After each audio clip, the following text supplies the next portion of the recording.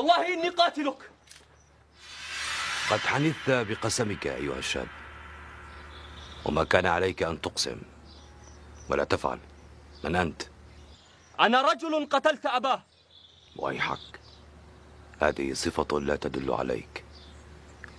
فإن كان كل رجل قتلت أباه أو قتلت ابنه أشرع علي سيفا، فما وجدت موطئا لي على هذه الأرض إلا على شفرات السيوف.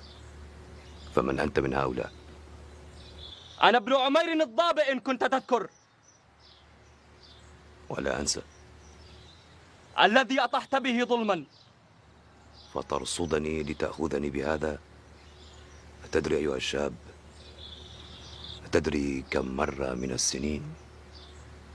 وكأني أرى بك حقدا تفوق به الحجاج. لكني لا أرى الأمر على هذا النحو، بل أرى أنك اشتقت لأبيك وهو اشتاق إليك، وما كنت لأطيل فرقة بين ابن وأب. اقتلوه ليلحق بأبيه.